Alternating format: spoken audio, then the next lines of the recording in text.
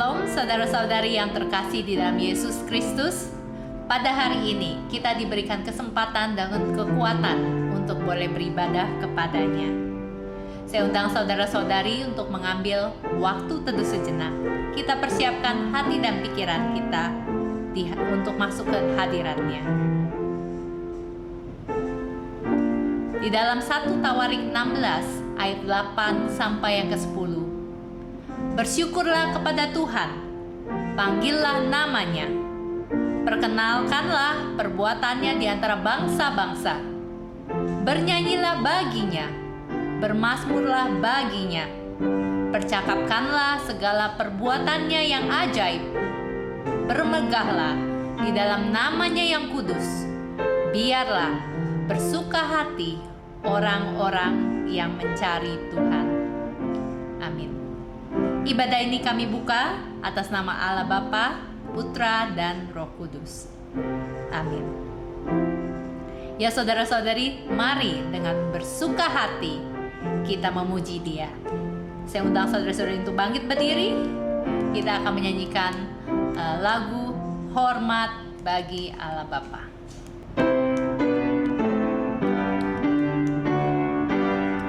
Hormat bagi Allah Bapa, hormat bagi anaknya, hormat bagi Roh Kudus, ketiganya yang esa. Haleluya, haleluya, ketiganya yang esa. Hormat bagi Raja Surga, Tuhan kaum manusia.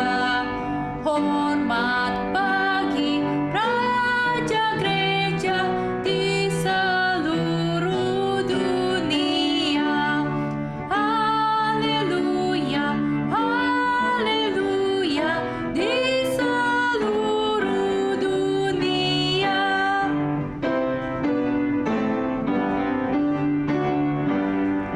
Haleluya, persembahan bala kerajaanmu diletakkan siang malam di hadapan tatanya. Haleluya, haleluya, di hadapan tatanya. Mari kita berdoa.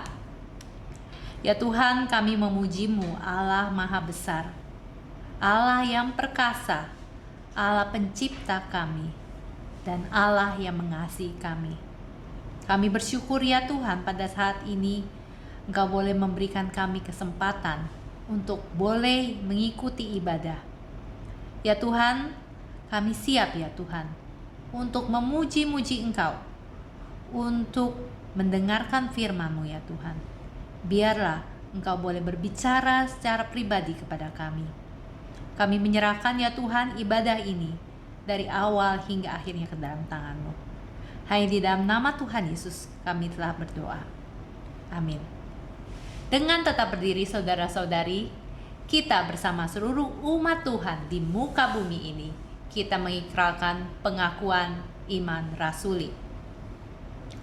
Aku percaya kepada Allah, Bapa yang Maha Kuasa, Khalik langit dan bumi, dan kepada Yesus Kristus, Anaknya yang tunggal Tuhan kita, yang dikandung dari Roh Kudus, lahir dari anak darah Maria, yang menderita sengsara di bawah pemerintahan Pontius Pilatus, disalibkan, mati dan dikuburkan, turun ke dalam kerajaan maut. Pada hari yang ketiga, bangkit pula dari antara orang mati, naik ke surga, duduk di sebelah kanan Allah, Bapa yang Maha Kuasa. Dan dari sana, Ia akan datang untuk menghakimi orang yang hidup dan yang mati. Aku percaya kepada Roh Kudus, gereja yang kudus dan am, persekutuan orang kudus, pengampunan dosa, kebangkitan daging, dan hidup yang kekal. Amin. Hormat diberi dan berilah hormat padaku.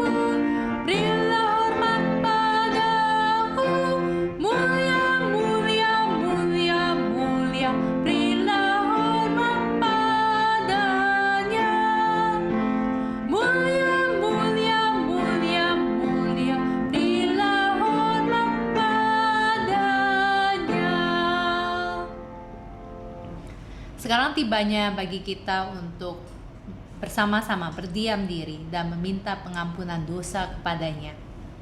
Izinkan saya membacakan dari Mazmur 51 ayat yang ketiga sampai yang keenam. Kasihanilah aku ya Allah, menurut kasih setiamu. Hapuskanlah pelanggaranku menurut rahmat-Mu yang besar. Bersihkanlah aku seluruhnya dari kesalahanku, dan tahirkanlah aku dari dosaku. Sebab aku sendiri sadar akan pelanggaranku. Aku senantiasa bergumul dengan dosaku. Terhadap Engkau sajalah aku telah berdosa dan melakukan apa yang Kau anggap jahat. Supaya ternyata Engkau adil dalam putusan-Mu, bersih dalam penghukuman-Mu. Mari kita berdoa. Ya Tuhan, memang benar, kami adalah manusia yang berdosa. Kami masih bergumul di dalam dosa, ya Tuhan. Kiranya Engkau yang boleh mentahirkan kami. Kiranya Engkau yang boleh mensucikan kami dari dosa-dosa yang kami lakukan. Hal-hal yang menyakiti hati-Mu. Hal-hal yang tidak berkenan di hadapan-Mu. Tolong kami ya Tuhan, berikanlah kami kekuatan untuk boleh terus taat dan setia. Terima kasih ya Tuhan Yesus untuk pengorbanan-Mu di kayu salib, untuk karya-Mu, untuk menebus dosa kami. Kami menyerahkan hidup kami, biarlah Engkau boleh memakai hidup kami untuk kemuliaan-Mu. Hanya di dalam nama Tuhan Yesus kami telah berdoa. Amin. Silakan duduk saudara-saudari. Pada saat ini kita akan membaca pembacaan Alkitab dari Amsal 5 ayat yang ke-14 sampai yang ke-23. Kita akan baca Amsal 5, 14 hingga ayat yang terakhir. Aku nyaris terjerumus ke dalam tiap malapetaka di tengah-tengah jemaah dan perkumpulan. Minumlah air dari kulahmu sendiri dan minumlah air dari sumurmu yang membual. Patutkah mata airmu meluap keluar seperti batang-batang air ke lapangan-lapangan? Biarlah itu menjadi kepunyaanmu sendiri. Jangan juga menjadi kepunyaan orang lain. Diberkatilah kiranya sedangmu. Bersukacitalah dengan istri masa mudamu. Rusa yang manis, kijang yang jelita. Biarlah buah dadanya selalu memuaskan engkau, dan engkau senantiasa birahi karena cintanya. Hai anakku, mengapa engkau birahi akan perempuan jalang dan mendekap dada perempuan asing? Karena segala jalan orang terbuka di depan mata Tuhan, dan segala langkah orang diawasinya. Orang fasik tertangkap dalam kejahatannya dan terjerat dalam tali dosanya sendiri. Ia mati karena tidak menerima didikan, dan karena kebodohannya yang besar, ia tersesat. Saya akan baca di ayat yang ke-21. Karena segala jalan orang terbuka di depan mata Tuhan, dan setiap langkah orang diawasinya. Dan biarlah kita menjadi orang yang bijak. Biarlah kita terus berharap kepadanya. Saudara-saudari, sebelum kita bersama-sama berdoa, biarlah kita selalu ingat, ada kawan kita yang sejati. Ia yang rindu untuk mendengarkan doa. Pada saat kita merasa sendiri, pada saat kita merasa lemah, biarlah kita boleh membawa segala sesuatunya ke hadapannya dalam doa. Mari kita nyanyikan Yesus kawan yang sejati.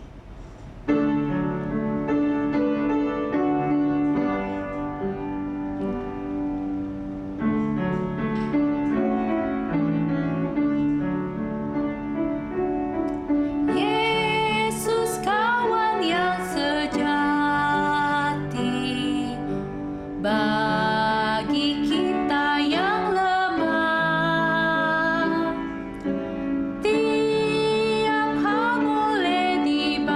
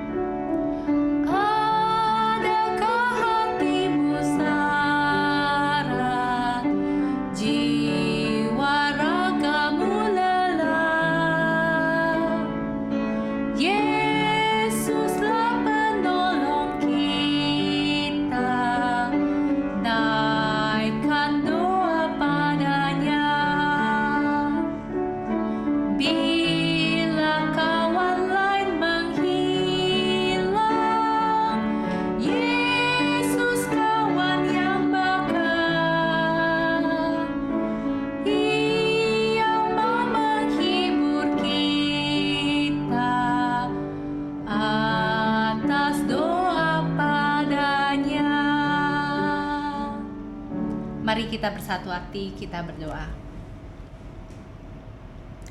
Kami bersyukur ya Tuhan, kami memiliki kawan yang sejati. Engkau kawan yang baka juga. Engkau yang selalu berserta dengan kami. Engkau yang menyertai langkah hidup kami. Terima kasih ya Tuhan untuk pemeliharaanmu, bahkan untuk kasih setiamu bagi kami. Ya Tuhan, pada saat ini dengan rendah hati, kami mau berdoa. Kami mau berdoa ya Tuhan, menyerahkan kondisi dunia ini, khususnya negara kami Indonesia. Di dalam masa pandemi ini, kami terus memohon belas kasihan-Mu dan pertolongan-Mu ya Tuhan. Biar Engkau boleh memberikan bijaksana bagi pemerintah untuk mengambil keputusan yang tepat di dalam masa pandemi ini. Kami mengucap syukur untuk kasus COVID sudah semakin menurun ya Tuhan, tapi kami terus berdoa kiranya segala sesuatu boleh teratasi dengan baik. Ya Tuhan, kami juga berdoa ya Tuhan, kami sadar tanpa Engkau kami tidak dapat bertahan. Kami rindu ya Tuhan, biar Injil boleh terus diberitakan, khususnya bagi orang-orang yang kami kasihi, untuk anggota keluarga kami, untuk sahabat kami, untuk teman rekan kerja kami, untuk siapapun ya Tuhan. Kami rindu mereka boleh memiliki Engkau, mereka boleh memiliki pengharapan di dalam Engkau. Kami rindu ya Tuhan, mereka boleh diselamatkan. Kami berdoa ya Tuhan, biarlah Engkau yang boleh pakai setiap kami, pakai mulut kami, pakai tingkah laku kami, biarlah Engkau boleh mampukan kami untuk memberitakan kabar baik bahwa Engkau satu-satunya juru selamat yang dapat menyelamatkan mereka, bahwa Engkau mengasihi mereka apa adanya. Terima kasih ya Tuhan, dan kami juga mau menyerahkan diri kami masing-masing. Setelah sekian lama kami di dalam masa pandemi ini, kami memohon atas kekuatan-Mu ya Tuhan, penyertaan-Mu ya Tuhan. Jikalau kami ada yang mulai lemah iman kami yang mulai kendor ya Tuhan di dalam beribadah, kami yang mulai kendor ya Tuhan untuk mengenal-Mu lebih lagi melalui pembacaan Alkitab, Tuhan yang boleh kuatkan dan ingatkan kami. Biarlah firman-Mu yang indah ini menjadi pemicu bagi kami untuk terus membacanya. Biarlah kami boleh semakin hari semakin bertumbuh ya Tuhan. Kami juga menyerahkan bagi kami maupun juga saudara-saudara kami yang pada saat ini sedang lemah tubuh ataupun yang sedang di dalam pergumulan ya Tuhan. Engkau yang boleh campur tangan, Engkau yang boleh memberikan pertolongan, Engkau yang boleh membuka jalan.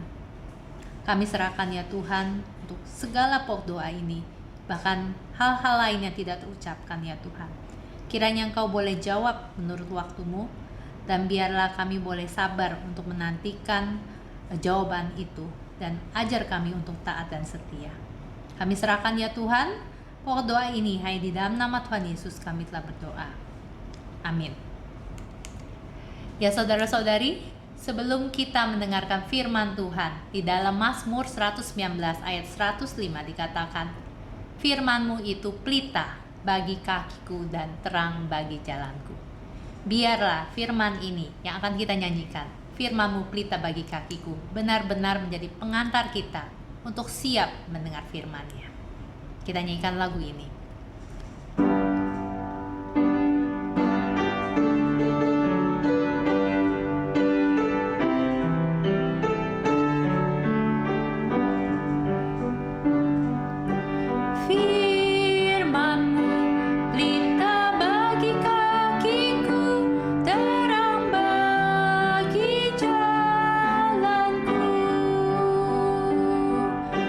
Firman-Mu pelita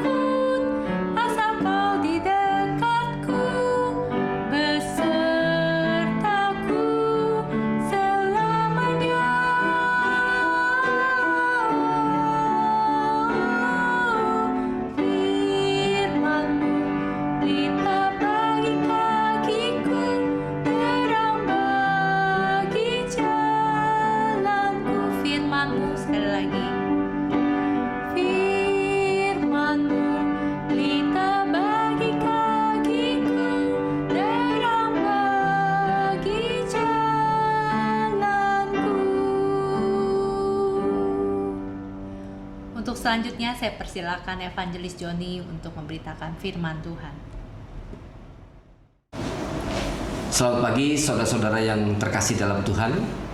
Kembali kita bersama-sama beribadah pada pagi ini. Mari kita datang ke hadapan Tuhan dengan segala hormat, takut, tetapi ada satu sukacita yang besar yang boleh kita bawa ke hadapan Tuhan pada hari ini. Baiklah, sebelum kita mendengarkan firman Tuhan, kita sama-sama menyatukan hati untuk berdoa. Tuhan Bapa kami di surga, kami datang ke hadapan Tuhan dengan segala keberadaan kami. Kami bersyukur sekali lagi untuk terus boleh menikmati penyertaan, pimpinan, anugerah dan kehadiran Tuhan di dalam kehidupan kami. Tuhan yang senantiasa mengasihi kami, Tuhan yang senantiasa memberikan kekuatan dan penyertaan kepada kami. Tuhan juga yang sudah menganugerahkan satu hari Sabat di mana kami boleh bersekutu bersama dengan saudara-saudara seiman, datang ke hadapan Tuhan, membawa segala kehidupan kami, dan kemudian kami dengan segala kerinduan dan sukacita mengangkat pujian, mengangkat doa, dan kemudian kami boleh mendengarkan firman. Kiranya Tuhan terus boleh berbicara kepada kami, meluruskan jalan kami yang bengkok, dan kemudian membawa kami kembali ke hadapan Tuhan, supaya kehidupan kami boleh menjadi satu kehidupan yang menyenangkan hati Tuhan, dan supaya kami betul-betul menjadikan kehidupan kami sebagai satu ibadah yang sejati di hadapan Tuhan. Kami sungguh manusia yang lemah, oleh karena itu kami senantiasa memerlukan firman Tuhan, dan Roh Kudus kiranya terus menanamkan pengertian itu dalam hati kami, dan kemudian membimbing kami untuk melakukan firman itu dalam kehidupan kami sehari-hari. Dan sebentar kami akan mendengarkan firman Tuhan. Siapkan hati kami, siapkan kehidupan kami, supaya senantiasa terbuka terhadap kebenaran Tuhan. Berbicaralah kepada kami siap mendengarkan firman-Mu. Di dalam nama Tuhan Yesus Kristus kami sudah mengucap syukur dan berdoa. Amin. Nah, saudara-saudara, pada pagi hari ini kita akan membahas satu bagian di dalam kitab Perjanjian Lama, yaitu tepatnya di dalam kitab 2 Raja-Raja, yaitu kisah tentang Nabi Elisa dan perempuan Sunem. Mari kita buka bagian Alkitab kita dari 2 Raja-Raja 4 ya. 2 Raja-Raja 4 kita akan baca ayat 8 sampai dengan yang ke-37. Cukup panjang ayatnya, saya akan bacakan buat saudara-saudara sekalian. 2 Raja-Raja 4 ayat 8 sampai dengan ke-37. Perempuan Sunem dengan anaknya. Pada suatu hari Elisa pergi ke Sunem. Di sana tinggal seorang perempuan kaya yang mengundang dia makan. Dan seberapa kali ia dalam perjalanan, singgahlah ia ke sana untuk makan. Berkatalah perempuan itu kepada suaminya, "Sesungguhnya aku sudah tahu bahwa orang yang selalu datang kepada kita itu adalah abdi Allah yang kudus. Baiklah kita membuat sebuah kamar atas yang kecil yang berdinding batu, dan baiklah kita menaruh di sana baginya sebuah tempat tidur, sebuah meja, sebuah kursi dan sebuah kandil. Maka apabila ia datang kepada kita, ia boleh masuk ke sana." Pada suatu hari datanglah ia ke sana, lalu masuklah ia ke kamar atas itu dan tidur di situ. Kemudian berkatalah ia kepada Gehasi bujangnya, "Panggillah perempuan Sunem itu." Lalu dipanggilnyalah perempuan itu dan dia berdiri di depan Gehasi. Elisa telah berkata kepada Gehasi, "Cobalah katakan kepadanya, sesungguhnya engkau telah sangat bersusah-susah seperti ini untuk kami. Apakah yang dapat ku perbuat bagimu? Adakah yang dapat ku bicarakan tentang engkau kepada raja atau kepala tentara?" Jawab perempuan itu, "Aku ini tinggal di tengah-tengah kaumku." Kemudian berkatalah Elisa, "Apakah yang dapat ku perbuat baginya?" Jawab Gehasi, "Ia tidak mempunyai anak dan suaminya sudah tua." Lalu berkatalah Elisa, "Panggillah dia." Dan sesudah dipanggilnya, berdirilah perempuan itu di pintu. Berkatalah Elisa, "Pada waktu seperti ini juga tahun depan, engkau ini akan menggendong seorang anak laki-laki." Tetapi jawab perempuan itu, "Janganlah tuanku, ya abdi Allah, janganlah berdusta kepada hambamu ini." Mengandunglah perempuan itu, lalu melahirkan seorang anak laki-laki pada waktu seperti itu juga pada tahun berikutnya, seperti yang dikatakan Elisa kepadanya. Setelah anak itu menjadi besar, pada suatu hari keluarlah ia mendapatkan ayahnya di antara penyapit-penyapit gandum. Tiba-tiba menjeritlah ia kepada ayahnya, "Aduh, kepalaku, kepalaku." Lalu kata ayahnya kepada seorang bujang, "Angkatlah dia dan bawa kepada ibunya." Diangkatnyalah dia, dibawanya pulang kepada ibunya. Duduklah dia di pangkuan ibunya sampai tengah hari. Tetapi sesudah itu matilah dia. Lalu naiklah perempuan itu, dibaringkannyalah dia di atas tempat tidur abdi Allah itu, ditutupnyalah pintu dan pergi, sehingga anak itu saja di dalam kamar. Sesudah itu ia memanggil suaminya serta berkata, "Suruh kepadaku salah seorang bujang dengan membawa seekor keledai betina. Aku mau pergi dengan segera kepada abdi Allah itu dan akan terus pulang." Berkatalah suaminya, "Mengapakah pada hari ini engkau hendak pergi kepadanya? Padahal sekarang bukan bulan baru dan bukan hari Sabat." Jawab perempuan itu, "Jangan khawatir." Dipelanainya keledai itu dan berkatalah ia kepada bujangnya, "Tuntunlah dan majulah, jangan tahan-tahan aku dalam perjalananku, kecuali apabila kukatakan kepadamu." Demikianlah perempuan itu berangkat dan pergi kepada abdi Allah di Gunung Karmel. Segera sesudah abdi Allah melihat dia dari jauh, berkatalah ia kepada Gehasi bujangnya, "Lihat, perempuan Sunam itu datang." Larilah menyongsongnya dan katakanlah kepadanya, "Selamatkah engkau? Selamatkah suamimu? Selamatkah anak itu?" Jawab perempuan itu, "Selamat." Dan sesudah ia sampai ke gunung itu, dipegangnyalah kaki abdi Allah itu. Tetapi Gehasi mendekat hendak mengusir dia. Lalu berkatalah abdi Allah, "Biarkanlah dia, hatinya pedih. Tuhan menyembunyikan hal ini daripadaku, tidak memberitahukannya kepadaku." Lalu berkatalah perempuan itu, "Adakah ku minta seorang anak laki-laki daripada tuanku? Bukankah telah kukatakan, jangan aku diberi harapan kosong?" Maka berkatalah Elisa kepada Gehasi, "Ikatlah pinggangmu, bawalah tongkatku di tanganmu, dan pergilah. Apabila engkau bertemu dengan seseorang, janganlah beri salam kepadanya, dan apabila seseorang memberi salam kepadamu, janganlah balas dia. Kemudian taruhlah tongkatku ini di atas anak itu." Tetapi berkatalah ibu anak itu, "Demi Tuhan yang hidup dan demi hidupku sendiri, sesungguhnya aku tidak akan meninggalkan engkau." Lalu bangunlah Elisa dan berjalan mengikuti perempuan itu. Adapun Gehasi telah berjalan mendahului mereka dan telah menaruh tongkat di atas anak itu, tetapi tidak ada suara dan tidak ada tanda hidup. Lalu kembalilah ia menemui Elisa serta memberitahukan kepadanya, katanya, "Anak itu tidak bangun." Dan ketika Elisa masuk ke rumah, ternyata anak itu sudah mati dan terbaring di atas tempat tidurnya. Sesudah ia masuk, ditutupnyalah pintu sehingga sendiri dengan anak itu di dalam kamar. Kemudian berdoalah ia kepada Tuhan. Lalu ia membaringkan dirinya di atas anak itu dengan mulutnya di atas mulut anak itu dan matanya di atas mata anak itu, serta telapak tangannya di atas telapak tangan anak itu. Dan karena ia meniarap di situ di atas anak itu, maka menjadi panaslah badan anak itu. Sesudah itu ia berdiri kembali dan berjalan dalam rumah itu, sekali ke sana dan sekali ke sini. Kemudian meniaraplah pula ia di atas anak itu. Maka bersinlah anak itu sampai 7 kali, lalu membuka matanya. Kemudian Elisa memanggil Gehasi dan berkata, "Panggillah perempuan Sunem itu." Dipanggilnya dia, lalu datanglah ia kepadanya. Maka berkatalah Elisa, "Angkatlah anakmu ini." Masuklah perempuan itu, lalu tersungkur di depan kaki Elisa dan sujud menyembah dengan mukanya sampai ke tanah. Kemudian diangkatnyalah anak itu, lalu keluar. Nah, saudara-saudara, ini bagian yang sangat indah sekali ya. Nanti kita akan bahas ayat per ayat. Nah, sebelum saya akan masuk di dalam perikop yang sudah kita baca, saya mau cerita sedikit tentang background daripada kitab ini. Nah, saudara-saudara, kita tahu bahwa Elisa adalah nabi yang ditunjuk untuk meneruskan pelayanan Elia. Dan Elia hidup di zaman Raja Ahab dan Isabel, yaitu raja daripada kerajaan utara ya. Jadi ini adalah berkisah tentang pelayanan Elisa di kerajaan utara dengan ibu kotanya Samaria.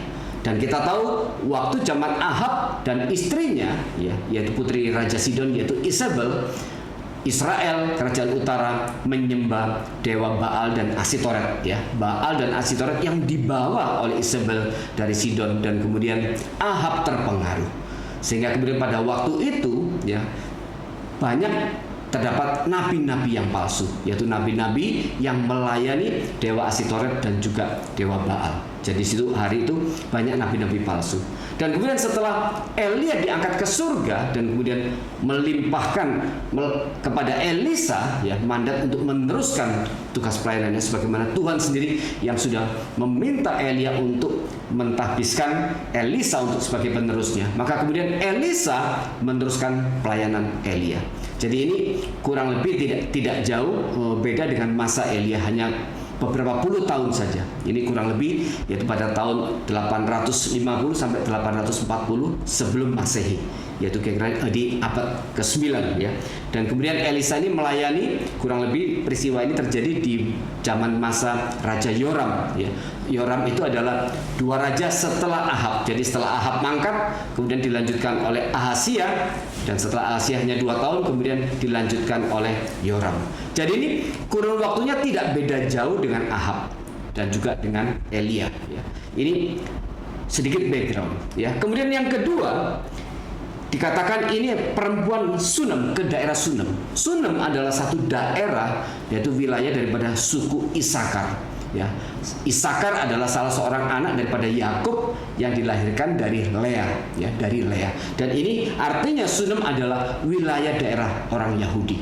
Ya, ini Sunem ini dekat daerah Yisrael, ya, dekat juga di Galilea. Jadi ini peristiwa ini tentang seorang perempuan Yahudi ya dari suku Isakar yang tinggal di Sunem ya. Nah, itu kurang lebih backgroundnya. Nah, dan pada waktu itu nabi-nabi mendapatkan posisi yang sangat baik ya. Bahkan raja-raja pun sangat menghormati nabi. Jadi nabi hari itu sangat dihormati. Nah, itu kurang lebih daripada backgroundnya. Nah, kemudian kisah daripada bagian daripada dua raja-raja sendiri itu mengisahkan kurang lebih ada 3 bagian penting dari kitab Dua Raja-Raja. Yang pertama adalah berkisah tentang kerajaan utara yang kemudian mereka terus berdosa. Jadi kitab Dua Raja-Raja ini bercerita tentang Israel ya, baik bangsa Yahudi baik itu Israel kerajaan utara maupun kerajaan selatan Yehuda, ini terus dengan sengaja berbuat dosa. Dengan sengaja berbuat dosa. Maka kitab Dua Raja-Raja di bagian pertama itu bercerita tentang kerajaan utara, yaitu Israel yang kemudian berdosa dan kemudian Tuhan minta mereka bertobat, kalau tidak hukuman akan dinyatakan. Tetapi mereka tidak bertobat dan mereka terus menyembah dewa-dewa asing. Maka kemudian Tuhan jatuhkan hukuman kepada kerajaan utara, yaitu pada tahun 721 kemudian kerajaan utara ditaklukkan oleh Asyur. Dan kemudian bagian Dua Raja-Raja kitab yang terakhir setelah kerajaan utara masuk dalam pembuangan ditaklukkan oleh Asyur, kemudian Tuhan berfirman kepada Yehuda kerajaan selatan, lihatlah saudaramu di utara sudah masuk dalam pembuangan. Jangan engkau mengikuti jejak saudaramu, maka bertobatlah, jangan engkau terus hidup di dalam dosa. Tetapi kerajaan selatan Yehuda akhirnya terjatuh juga di dalam dosa. Maka kemudian Tuhan menghukum Yehuda juga sama dengan kerajaan utara, yaitu masuk dalam pembuangan. Kalau kerajaan utara ditaklukkan oleh Asyur, maka kemudian kerajaan selatan ditaklukkan oleh Babel, yaitu pada tahun 586 sebelum Masehi. Jadi ini 2 bagian daripada kitab Dua Raja-Raja. Ini menjadi background daripada kisah ini.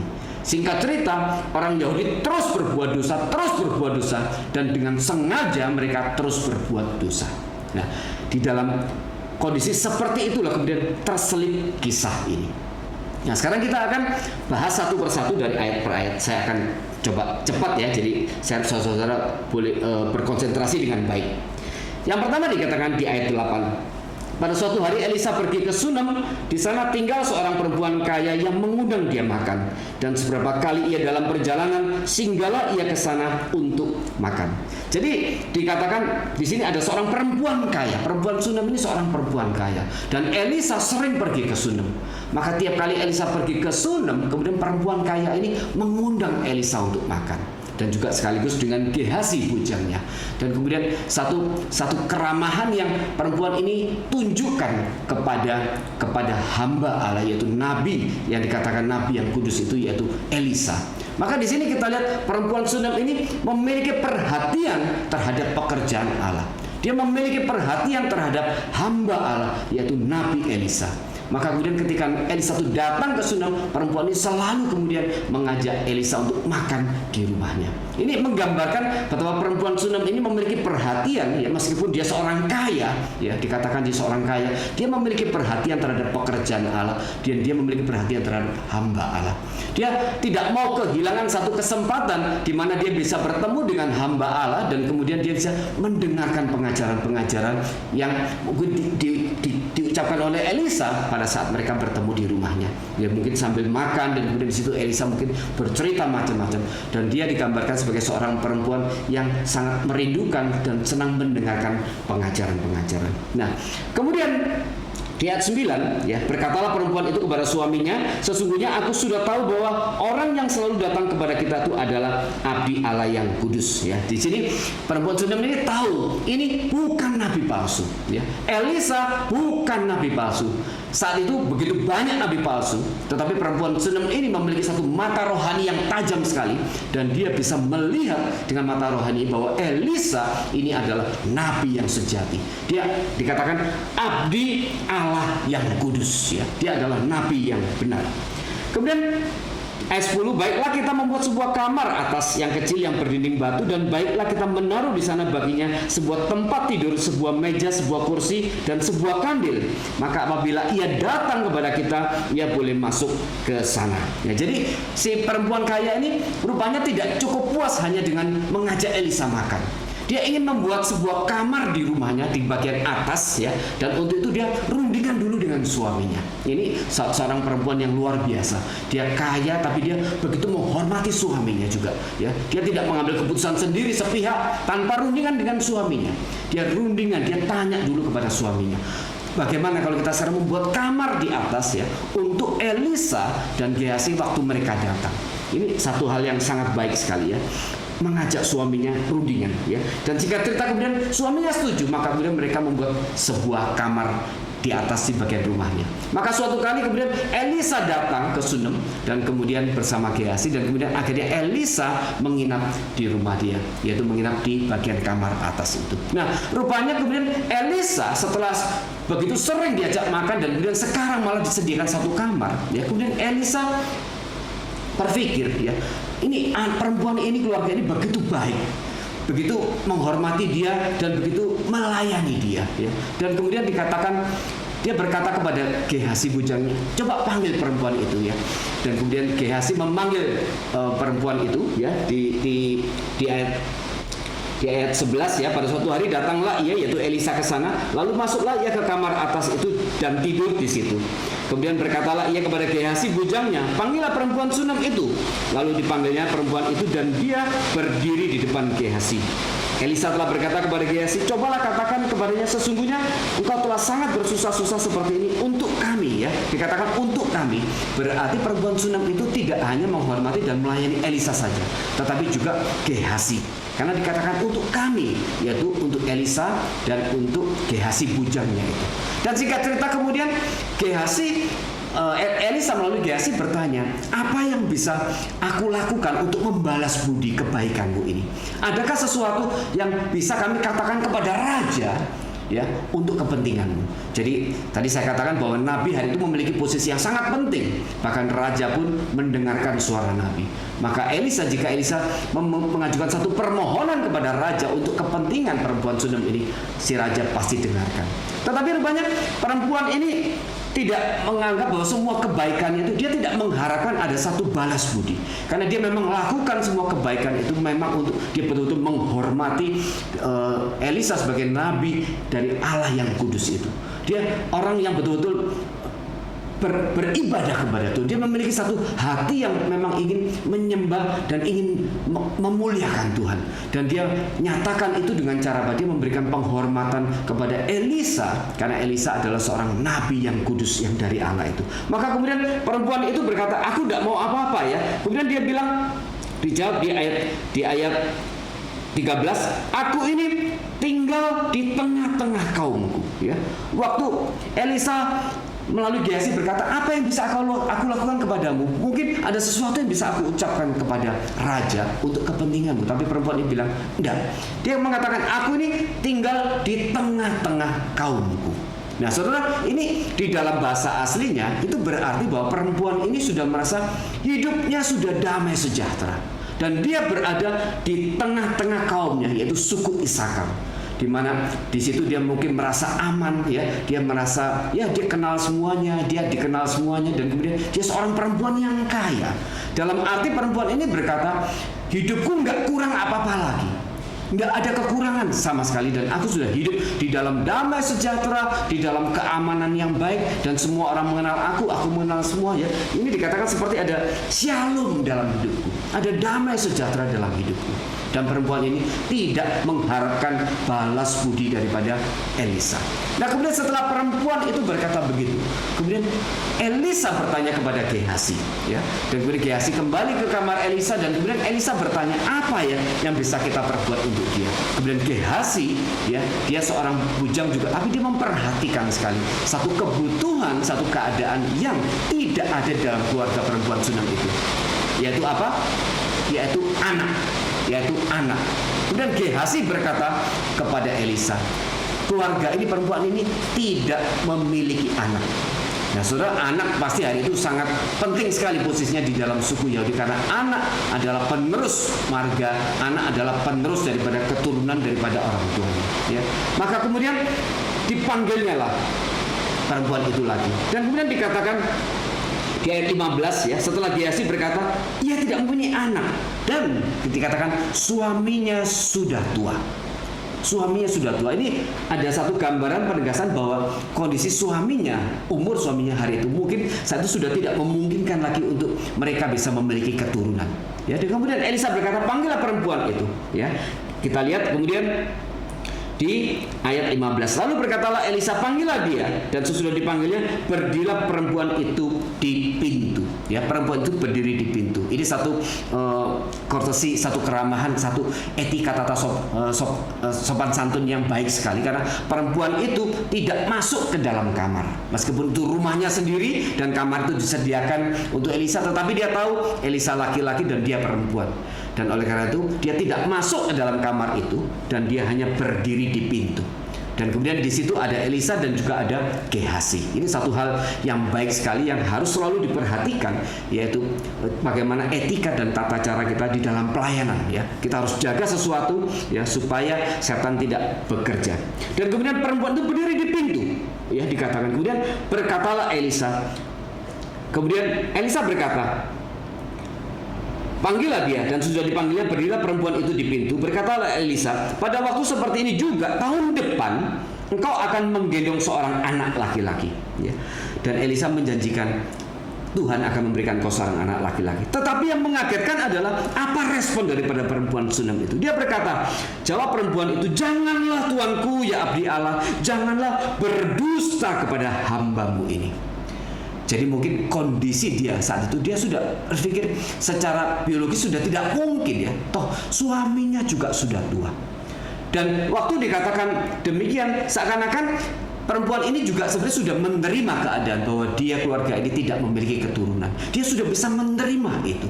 Oleh karena itu dia berkata sebelumnya, aku sudah hidup dalam damai sejahtera. Dia sudah dalam kondisi dia dia sudah bisa menerima kenyataan bahwa mereka tidak bisa lagi memiliki keturunan. Artinya dia juga bisa menerima keadaan suaminya yang sudah tua, yang mungkin saat itu sudah tidak memungkinkan lagi untuk mereka bisa memiliki keturunan. Perempuan ini betul-betul selalu perempuan yang tidak menuntut, ya. Dia bisa menerima apa adanya kondisi daripada suaminya itu, dan dia tidak mengeluh, tidak menuntut, dan sehingga dia berani berkata, aku sudah hidup dalam damai sejahtera di tengah-tengah kaumku. Dan kemudian dia tidak sekaligus tidak berani berharap bahwa suatu saat dia akan memiliki keturunan. Dan ini mungkin dengan jawaban perempuan ini, jangan tuanku ya abdi Allah, jangan berdusta kepada hambamu ini. Ya pasti ya, secara naluri pasti mereka pernah menginginkan punya keturunan itu. Tetapi kondisi akhirnya membuat mereka tidak bisa, dan perempuan ini bisa menerima, ya. Tetapi dia berkata, jangan bohong, jangan berdusta kepada hambamu ini. Tapi kemudian singkat cerita, tahun depannya mengandunglah perempuan itu, dan kemudian dia memiliki seorang anak laki-laki. Nah, saudara-saudara, ini satu anugerah besar sekali. Bukan anak perempuan yang Tuhan berikan kepada dia, yaitu anak laki-laki. Dalam keadaan dia sudah tidak punya laki, bahkan tidak berani berharap punya keturunan, kemudian Tuhan anugerahkan kepada dia seorang anak laki-laki, ya. Anak laki-laki tentu saja itu seorang yang akan meneruskan daripada keluarga itu, ya. Kemudian singkat cerita, anak perempuan itu akhirnya punya anak laki-laki.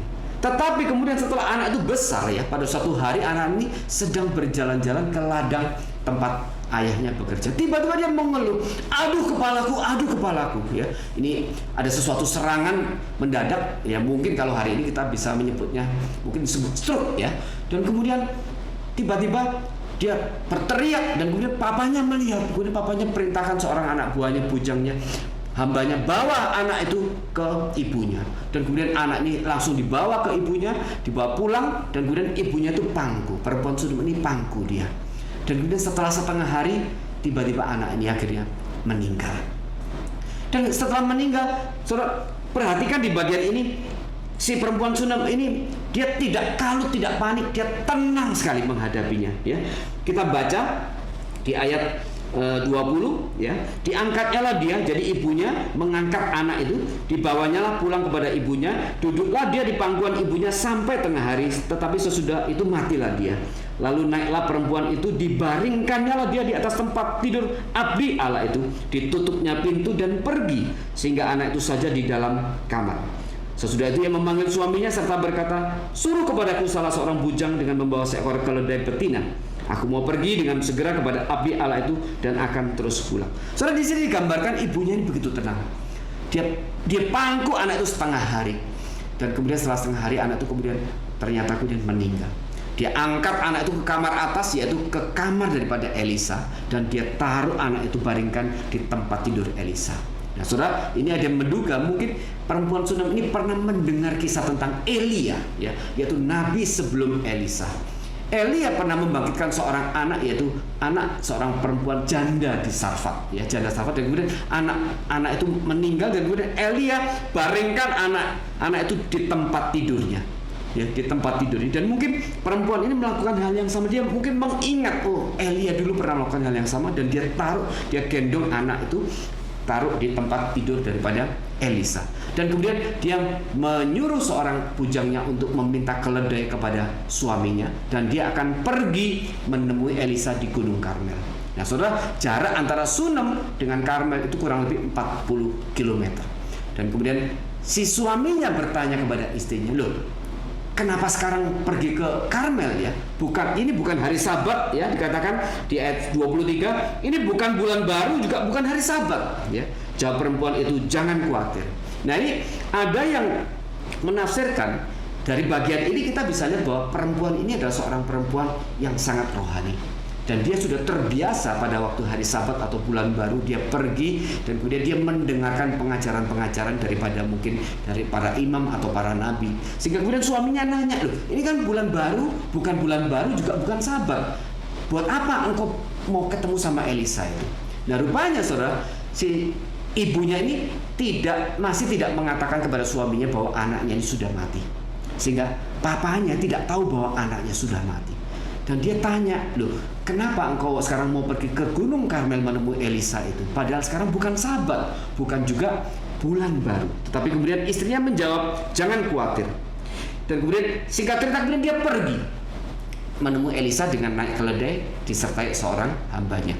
Maka kemudian dari jauh, waktu mereka sudah sampai di Gunung Karmel, Elisa melihat.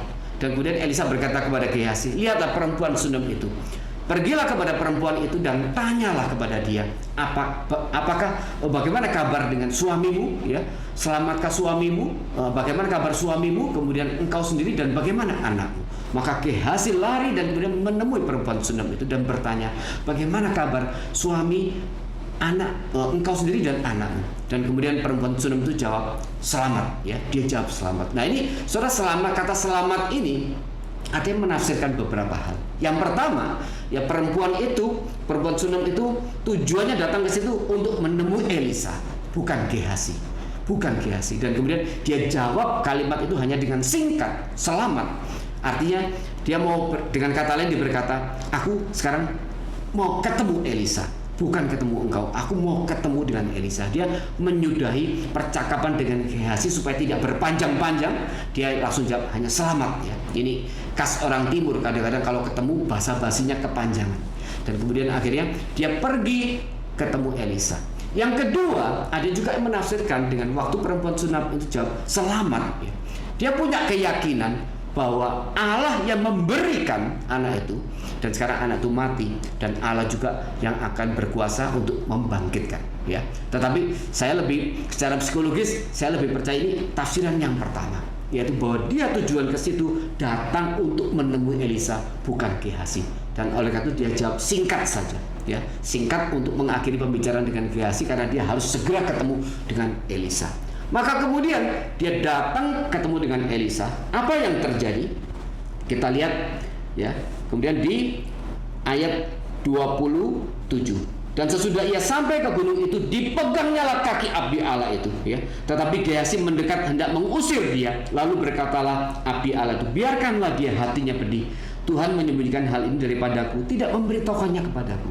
Jadi waktu perempuan Sunam ini bertemu dengan Elisa, langsung dia peluk kaki daripada Elisa ya.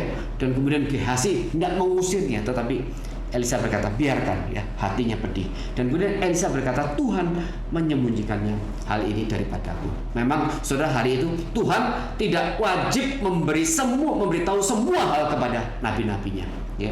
Dan Tuhan hanya cukup memberitahu sesuatu yang Tuhan ingin nabinya tahu. Dan tidak pernah digambarkan juga dalam Alkitab bahwa nabi itu adalah seorang yang serba tahu. Tidak, karena nabi juga adalah manusia. Dia hanya akan menyampaikan sesuatu sebagaimana Tuhan sampaikan kepada dia. Dan hari itu Tuhan tidak beritahu kepada Elisa bahwa anak perempuan Sunam ini sudah mati. Dan kemudian berkatalah perempuan itu, ayat 28. Lalu berkatalah perempuan itu, adakah ku minta seorang anak laki-laki daripada tuanku? Bukankah telah kukatakan, jangan aku diberi harapan kosong. Jadi perempuan ini berkata, aku nggak minta anak laki-laki itu. Nah, saudara masih mengingat bagian tadi. Memang anak laki-laki ini bukan atas permintaan daripada perempuan Sunam. Ini adalah usulan daripada Gehazi. Dan kemudian memang anehnya di bagian ini ya, tidak digambarkan ada satu sukacita daripada perempuan ini setelah anak laki-laki itu dilahirkan. Tidak ada catatan itu. Meskipun ya secara psikologis, secara naluri ya pastilah sebuah keluarga sangat bahagia kalau kemudian setelah sekian lama mereka menikah, berkeluarga, tidak punya anak, tiba-tiba kemudian Tuhan anugerahkan seorang anak, pasti itu bahagia. Tetapi di bagian perikop ini tidak dicatat. Ini ada satu maksud yang ingin disampaikan. Tidak dicatat perempuan itu minta anak, itu bukan inisiatif dia.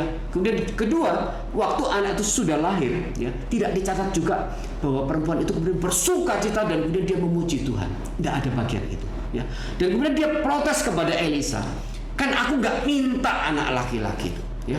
Sekarang lihat ini, sudah diberi, sekarang diambil lagi ya. Maka kemudian ya berkatalah Elisa kepada Gehazi, ikatlah pinggangmu, bawalah tongkatku di tanganmu, dan pergilah. Ya, apabila engkau bertemu dengan seseorang, jangan beri salam kepadanya, dan apabila seorang beri salam kepadamu, janganlah balas dia. Kemudian taruhlah tongkatku di atas anak itu. Tetapi berkatalah ibu anak itu, demi Tuhan yang hidup dan demi hidupku sendiri, sesungguhnya aku tidak akan meninggalkan engkau. Ya, jadi Elisa suruh Gehazi, sekarang kamu pergi ke anak itu, ke rumah perempuan ini, dan taruh tongkat Elisa itu di atas anak itu. Tetapi si perempuan Sunam mengatakan, dia berkata kepada Elisa, aku tidak akan pergi kalau engkau sendiri yang tidak akan pergi. Ya, singkat cerita kemudian Gehazi yang sudah disuruh pergi, dia pergi duluan, dan kemudian Elisa dan perempuan Sunam ini akhirnya menyusul. Dan begitu mereka akhirnya sampai di rumah perempuan Sunam ini, Gehazi yang sudah menemui anak itu kemudian balik dan menemui Elisa dan perempuan Sunam itu. Gehazi berkata, anak itu tidak bangun. Aku sudah taruh tongkatmu di atas anak itu, dan anak itu tidak bangun. Anak itu sudah mati. Maka kemudian Elisa masuk ke dalam rumah itu, dan kemudian dia masuk ke kamarnya, dan kemudian dia telungkup ya di atas anak itu. Dikatakan mulut bertemu dengan mulut, mata bertemu dengan mata. Ini persis seperti juga mirip apa yang dilakukan oleh Elia. Nah, cuma di bagian ini dikatakan kemudian Elisa melakukan itu 2 kali, dan kemudian dikatakan anak itu sampai bersin 7 kali. Nah, Septuaginta tidak mencatat itu. Septuaginta mencatat sebaliknya. Elisa terluka 7 kali di atas anak itu, dan kemudian singkat cerita kemudian anak itu kemudian bangun, ya. Anak itu kemudian bangkit. Dan kemudian apa yang dilakukan oleh perempuan itu? Kemudian Elisa ayat 36, kemudian Elisa memanggil Gehazi dan berkata, panggillah perempuan Sunem itu. Dipanggilnya dia, lalu datanglah ia kepadanya, maka berkatalah Elisa, angkatlah anakmu ini. Masuklah perempuan itu lalu tersungkur di depan kaki Elisa dan sujud menyembah dengan mukanya sampai ke tanah. Kemudian diangkatnya lah anak itu lalu keluar. Nah saudara, di bagian ini kita melihat ada satu pesan ya yang Tuhan melalui Elisa ingin sampaikan kepada perempuan Sunem itu dan juga kepada kita. Kalau tadi dikatakan perempuan Sunem ini adalah seorang yang memiliki hati yang mengarah kepada Tuhan, ya. Dia waktu setiap kali Elisa datang, dia ajak makan, dia juga ingin mendengarkan firman, ya. Dan kemudian Elisa diberi kamar, dan kemudian dikatakan juga ada kursi, ada meja, dan ada kandil di kamar itu. Ini sesuatu yang tidak lazim hari itu. Ini tidak lazim. Kenapa ada meja, ada kursi, dan ada kandil? Dan jadi ini menggambarkan bahwa Elisa adalah seorang juga yang pada waktu dia berada di rumah daripada perempuan Sunem ini, dia suka mengajarkan firman. Dan kemudian perempuan itu menyediakan meja dan kursi dan kandil, itu semacam lampu, untuk Elisa bisa mungkin menulis firman, atau dia belajar firman, atau dia membaca firman. Dan kemudian perempuan ini bersama-sama dengan suaminya, ya, waktu mereka makan, dia mendengarkan pengajaran firman ini, ya. Ini digambarkan perempuan ini sudah kaya, ya, kemudian dikatakan sudah hidup dalam damai sejahtera, aku tidak kurang apa-apa lagi. Dalam arti dia sudah menikmati berkat daripada Allah. Pada waktu dia mengarahkan hatinya, hidupnya kepada Allah, dia suka mendengarkan pengajaran. Waktu hari Sabat, waktu bulan baru, dia selalu datang untuk mendengarkan pengajaran. Dia menghormati hamba Allah, dia memiliki hati untuk Allah. Dan kemudian meskipun dia tidak punya anak, kemudian dia berkata, aku sudah hidup di dalam damai sejahtera Allah, ya. Tetapi kemudian Tuhan memberikan satu message pengajaran kepada kita, ya. Tuhan berkata, seakan berkata, ada satu berkat yang lebih besar lagi yang aku akan berikan kepada keluarga. Yaitu apa? Yaitu kehadiran Tuhan sendiri di dalam kehidupan perempuan ini. Nah saudara, kita lihat, ya, kemudian bagaimana perempuan ini dan suaminya ketika mereka sudah tidak lagi memiliki pengharapan untuk punya anak, kemudian Tuhan berikan mereka seorang anak. Ini dari sesuatu yang tidak mungkin, ya, sesuatu bahkan yang mereka sendiri tidak berani berharap, akhirnya Tuhan anugerahkan seorang anak. Ini menyatakan betapa kehadiran Tuhan yang lebih lagi yang bisa dirasakan di dalam keluarga itu. Dalam arti ini memberikan satu pengajaran kepada kita. Waktu kita terus ingin memiliki satu kehidupan yang mengarah kepada Tuhan, ya, maka pada satu titik tertentu kebahagiaan dan berkat yang Tuhan berikan kepada kita akan lebih lagi, yaitu dengan apa? Dengan kita bisa merasakan kehadiran Tuhan, satu karya Tuhan di dalam keluarga kita. Ini yang Tuhan lakukan kepada perempuan Sunem ini melalui Nabi Elisa. Tuhan berikan dia seorang perempuan, seorang anak laki-laki kepada keluarga ini. Ya, ini yang pertama. Kedua, Tuhan juga kemudian akhirnya ingin memperkenalkan lagi, menyatakan kehadirannya lebih lagi di dalam keluarga ini melalui apa? Melalui peristiwa kematian daripada anak ini.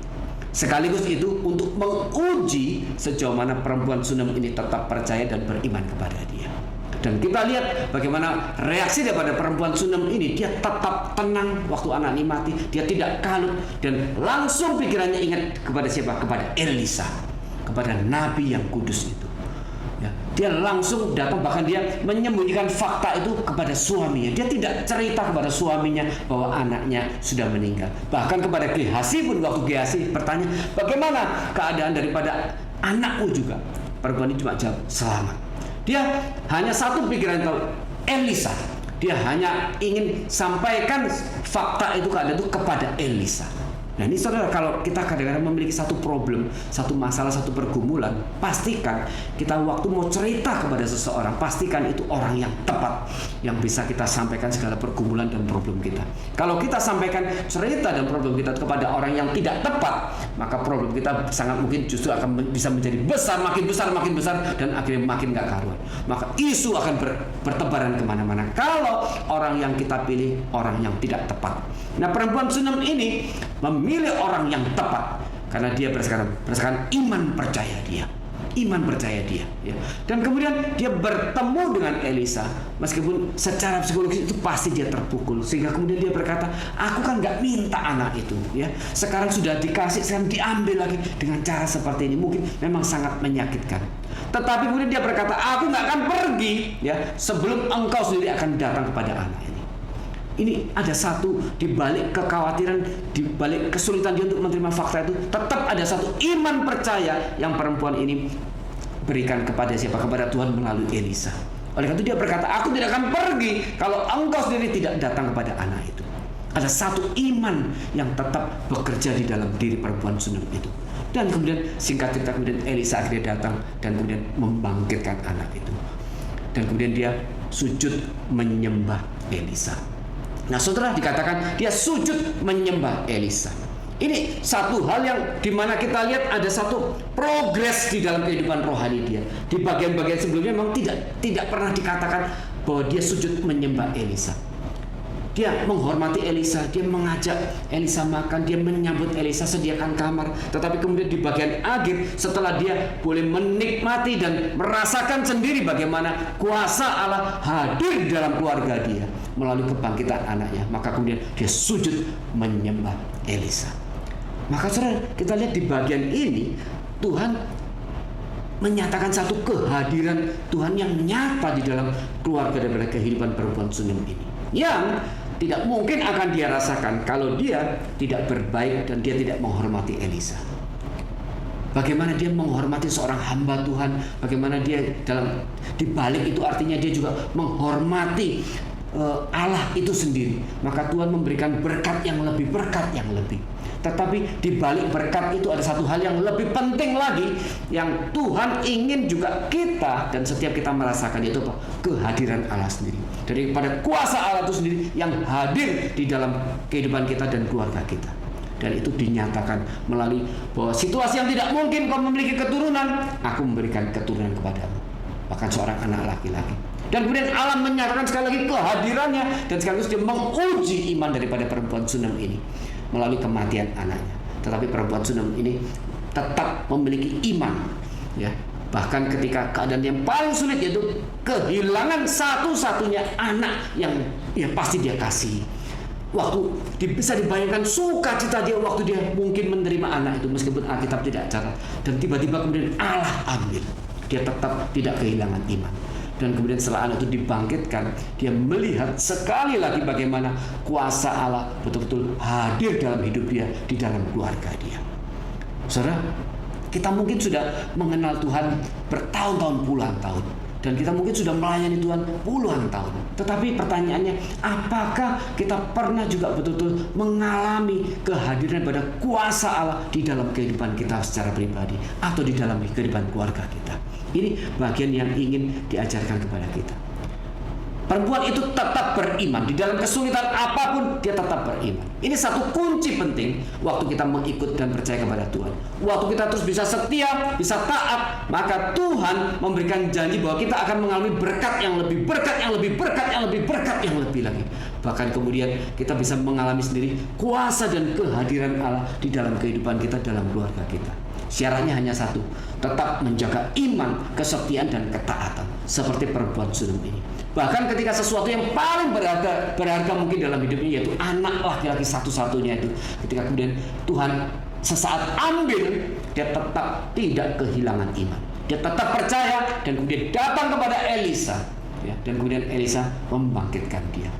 Ini satu hal yang kita terus bisa terapkan dalam kehidupan kita. Dengan memelihara iman percaya kita, dengan memelihara kesetiaan dan ketaatan kepada kita, yakinlah bahwa kita akan bisa mengalami kehadiran dan kuasa Allah yang makin lebih, dan makin lebih lagi. Dan saya percaya setelah peristiwa ini, iman daripada perempuan Sunem ini makin kuat, makin kokoh. Ini cara Tuhan membentuk iman di dalam keluarga daripada perempuan Sunem ini. Ya, orang yang terus memiliki hati kepada Tuhan, yang cinta Tuhan, menghargai hamba Tuhan. Yesus di Matius mengatakan, jika engkau memberikan segelas air minum ya kepada muridku, ya, kepada orang-orang, kepada hamba daripada Kristus, orang-orang yang diutus oleh Kristus, kau sudah melakukannya untuk aku. Maka ketika perempuan Sunem ini begitu menghargai, menghormati Elisa sebagai nabi yang kudus itu artinya juga penghormatan perempuan Sunem dan keluarga dia kepada Allah Yahweh. Nah, saudara, apakah berkat Allah berhenti di sini kepada perempuan Sunem ini? Tidak. Bagian akhir, mari kita lihat di 2 Raja-Raja pasal 8 ayat 1. Raja menolong perempuan Sunem. Elisa telah berbicara kepada perempuan yang anaknya dihidupkannya kembali. Katanya, berkemaslah dan pergilah bersama-sama dengan keluargamu dan tinggallah di mana saja engkau dapat menetap sebagai pendatang. Sebab Tuhan telah mendatangkan kelaparan yang pasti menimpa negeri ini 7 tahun lamanya. Lalu berkemaslah perempuan itu dan dilakukannya seperti perkataan abdi Allah itu. Ia pergi bersama-sama dengan keluarganya lalu tinggal menetap sebagai pendatang di negeri orang Filistin 7 tahun lamanya. Dan setelah kelewat ke-7 tahun itu, pulanglah perempuan itu dari negeri orang Filistin. Kemudian ia pergi mengadukan perihal rumahnya dan ladangnya kepada raja. Raja sedang berbicara kepada Gehasi, bujang abdi Allah itu. Katanya, cobalah ceritakan kepadaku tentang segala perbuatan besar yang dilakukan Elisa. Sedang ia menceritakan kepada raja tentang Elisa menghidupkan anak yang sudah mati itu, tampaklah perempuan yang anaknya dihidupkan itu datang mengadukan perihal rumahnya dan ladangnya kepada raja. Lalu berkatalah Gehasi, ya tuanku raja, inilah perempuan itu dan inilah anaknya yang dihidupkan Elisa. Lalu raja bertanya-tanya dan perempuan itu menceritakan semuanya kepadanya. Kemudian raja menugaskan seorang pegawai istana menyertai perempuan itu dengan pesan, pulangkanlah segala miliknya dan segala hasil ladang itu sejak ia meninggalkan negeri itu sampai sekarang. Nah, saudara, singkat cerita, kelaparan terjadi dan 7 tahun. Dan kemudian Elisa memberitahukan kepada perempuan Sunem ini. Ini satu hal yang luar biasa, di mana akhirnya Tuhan melalui Elisa memberitahukan kehendaknya, memberitahukan rencananya. Akan ada kelaparan di negeri ini 7 tahun. Pergilah. Dan kemudian perempuan Sunem itu dengan seluruh keluarganya dia akhirnya pergi tinggal di negeri Filistin. Dan setelah 7 tahun kelaparan itu selesai, dia kembali lagi ke rumah ladangnya. Tetapi hari itu dia melihat tanah dan ladangnya sudah diambil alih orang lain. Dan kemudian dia mengadukan hal itu kepada raja. Nah, sedang waktu dia menghadap raja, ternyata waktu itu Gehasi sedang ada di depan raja. Dan raja itu ingin tahu segala hal tentang kebesaran daripada Elisa. Maka Gehasi menceritakan kepada raja segala apa yang dilakukan oleh Elisa. Dan sedang Gehasi bercerita, datanglah perempuan Sunem itu, mungkin hari itu dengan anaknya juga. Karena Gehasi kemudian berkata, nah ini perempuan itu dan inilah anak yang dibangkitkan oleh Elisa. Dan waktu itu perempuan Sunem dan anak itu hadir sebagai saksi hidup, menjadi satu kesaksian bagi sang raja tentang apa yang dikerjakan oleh Elisa. Inilah saksi hidup itu, yaitu bahwa perempuan Sunem itu dan anaknya itu yang sudah dibangkitkan oleh Elisa. Dan kemudian perempuan ini mengadukan perihalnya. Dan kemudian raja memberitakan bawahannya untuk menyertai perempuan Sunem ini. Dan singkat cerita kemudian segala tanah ladang daripada perempuan Sunem ini yang sudah diduduki orang lain akhirnya dikembalikan lagi kepada perempuan Sunem ini dengan segala hasil. Nah, saudara, ini berkat tambahan ya yang Tuhan berikan kepada perempuan Sunem ini. Karena apa? Karena dia memelihara iman itu. Berkat yang terus bertambah. Nah, saudara, suatu saat saya akan bahas tentang kasih Allah. Ya, ada 5 macam kasih Allah. Dimana kalau kita naik level, maka kemudian berkat yang Tuhan berikan kepada kita akan makin bertambah. Ya, maka Tuhan memanggil kita bukan cuma akhirnya bertobat selesai, terima Yesus selesai, dan kemudian kita tidak berjuang untuk hidup demi Tuhan, kita tidak berjuang untuk makin mengasihi Tuhan. Kita rugi besar. Orang yang hanya stop mengasihi Tuhan, ya Tuhan terima kasih untuk keselamatan, dan kemudian dia hidup untuk dirinya sendiri, dia hidup bagi Tuhan, dia rugi dalam arti apa? Dia tidak bisa mengalami berkat dan kehadiran dan kuasa Allah yang lebih lagi. Nah, suatu saat saya akan bahas tentang kasih itu. Makin kita mengasihi Tuhan, kita akan makin bisa menikmati kehadiran dan kuasa Allah yang lebih. seperti yang dialami oleh perempuan Sunem dan keluarganya ini. Dia terus mengalami kehadiran Allah dan kuasa daripada kehadiran Allah dan berkat-berkat yang terus Allah tambahkan di dalam kehidupan perempuan Sunem ini. Saudara, inilah kisah Elisa dan perempuan Sunem ini. Kiranya boleh menjadi satu pelajaran penting bagi kita. Mari kita terus untuk hidup mengarah kepada Tuhan, dan kita makin mengasihi Tuhan, tetap percaya kepada Tuhan, tetap beriman kepada Tuhan apapun kondisinya.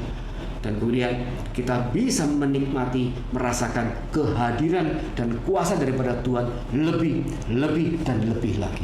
Dan itu akan memperkuat iman kita, akan merubah kehidupan kita, juga keluarga kita.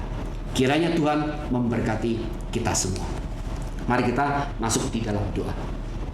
Tuhan, terima kasih untuk firman yang sudah kami renungkan pada pagi hari ini. Kami boleh belajar daripada kisah perempuan Sunem ini. Ya, meskipun dia sudah sangat kaya dan dia sudah tinggal di tengah-tengah daripada kaumnya, ya Tuhan kemudian menyatakan satu hal kepada dia. Ada satu hal yang aku akan anugerahkan kepadamu, yaitu engkau akan bisa menikmati kehadiran dan kuasaku lebih dan lebih lagi di dalam kehidupanmu. Dan itulah kemudian yang terjadi. Kiranya Tuhan boleh mengajarkan kepada kami bagaimana kami terus boleh memelihara kesetiaan dan ketaatan kami, memelihara iman kami kepada Tuhan, supaya dalam kehidupan kami ada satu kehidupan yang makin meningkat, yang makin meningkat, karena kami boleh makin merasakan kehadiran dan kuasa Allah yang lebih lagi di dalam kehidupan kami. Terima kasih Bapak, kiranya ini menjadi satu pengajaran kepada kami untuk terus dengan tekun memelihara dan setia kepada Tuhan, untuk dengan tekun mengerjakan, memberikan kehidupan kami yang lebih baik dan lebih baik lagi hanya kepada Tuhan, supaya kami juga makin hari boleh makin baik dan makin sungguh-sungguh makin mengasihi Tuhan, supaya kehidupan kami betul-betul menjadi satu kehidupan yang makin meningkat di hadapan Tuhan, dan rohani kami boleh makin bertumbuh di hadapan Tuhan, iman kami menjadi iman yang makin kuat di hadapan Tuhan. Jangan biarkan kami hanya menjadi orang Kristen yang ala kadarnya, orang Kristen yang hanya sudah cukup puas dengan menerima keselamatan, dan kemudian kami tidak melakukan apa-apa bagi pekerjaan Tuhan seumur hidup kami. Terima kasih, kiranya Tuhan memberkati setiap jemaat tempat ini. Nama Tuhan boleh dipermuliakan dalam kehidupan mereka, dan sekali lagi hamba berdoa untuk mereka supaya mereka memiliki hati yang terus makin bertambah kepada Tuhan, supaya setiap mereka boleh menikmati kuasa dan kehadiran Tuhan yang makin lebih di dalam kehidupan, dalam keluarga mereka. Di dalam nama Tuhan Yesus Kristus kami sudah mengucap syukur dan berdoa. Amin. Kita bersyukur atas firman Tuhan yang boleh diberitakan. Biarlah kita meresponi dengan memberikan persembahan yang merupakan berkat yang Tuhan berikan bagi kita. Biarlah semuanya itu sebagai ungkapan syukur kita kepadanya. Bawa persembahanmu.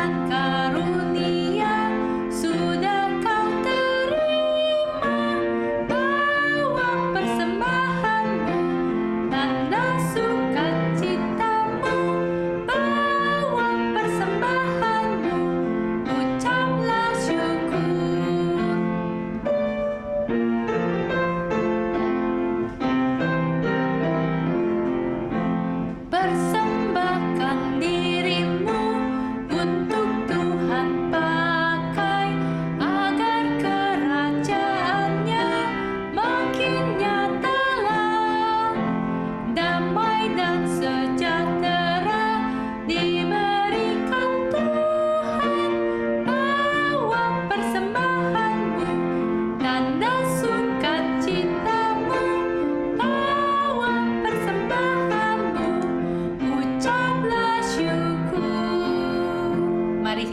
siapkan hati kita berdoa. Ya Tuhan, kami mengucap syukur untuk setiap berkat yang Kau berikan. Terima kasih ya Tuhan. Kami pada saat ini memberikan persembahan yang berasal daripada-Mu. Ini sebagai ungkapan syukur kami atas penyertaan-Mu, akan kasih-Mu, akan segala hal yang Kau berikan. Ya Tuhan, biarlah kami juga boleh mempersembahkan tubuh kami ya Tuhan sebagai persembahan yang hidup.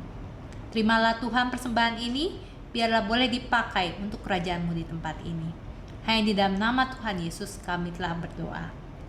Amin. Saudara-saudari, sebelum kita mengakhiri ibadah kita, di dalam Ibrani 13 ayat 5b dikatakan, karena Allah telah berfirman, aku sekali-kali tidak akan membiarkan engkau, dan aku sekali-kali tidak akan meninggalkan engkau. Amin. Begitu janji yang indah, janji yang manis bahwa Tuhan tidak pernah meninggalkan kita. Mari kita nyanyikan lagu Takkan Kulupakan Engkau.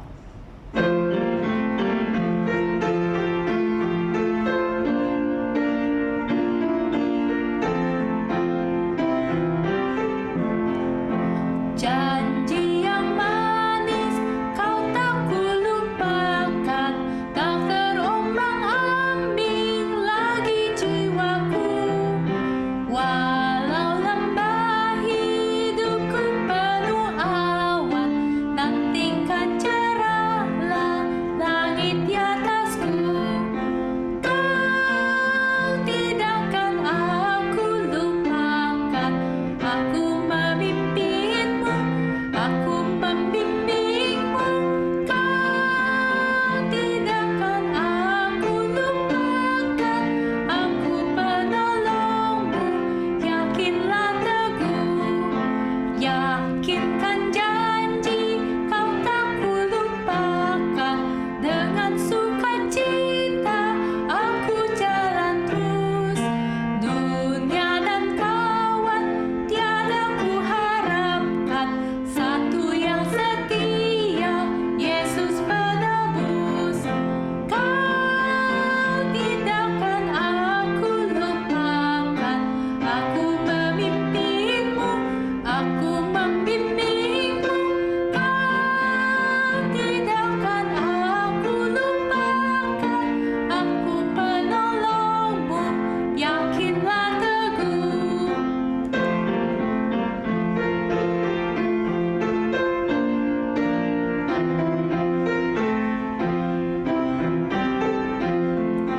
Dan bila pintu sorga dibukakan, selesailah sudah susah dan lelah, kan ku dengarlah suara menyatakan, hamba yang setiawan, mari masuklah. Kau tidakkan aku lupakan, aku memimpinmu, aku membimbingmu. Kau tidakkan aku lupakan, aku penolongmu, yakinlah teguh. Biarlah janji Tuhan ini kita pegang teguh, bahwa Tuhan yang memimpin kita, Tuhan yang membimbing kita. Mari kita persiapkan hati untuk berdoa doa berkat oleh Evangelis Joni. Baiklah saudara-saudara, mari kita mengakhiri ibadah pada pagi hari ini. Saya undang saudara-saudara untuk bangkit berdiri dan siapkan hatimu untuk doa berkat. Sidang jemaat yang dikasihi Tuhan, arahkan hatimu kepada Tuhan.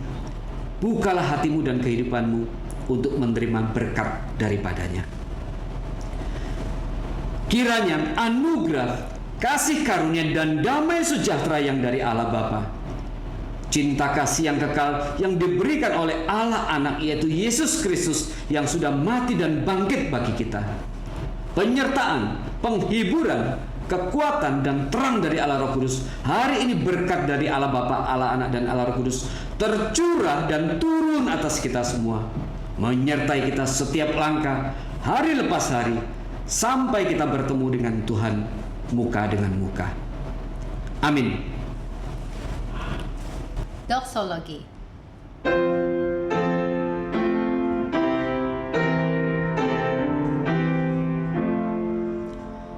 Puji Allah Bapa Putra, puji Allah Roh Kudus, ketiganya yang esa. Mohon selamat sumber berkat. Amin. Amin. Saat teduh saudara-saudari. Ya saudara-saudari, ibadah selesai. Sampai jumpa kembali minggu depan. Tuhan memberkati.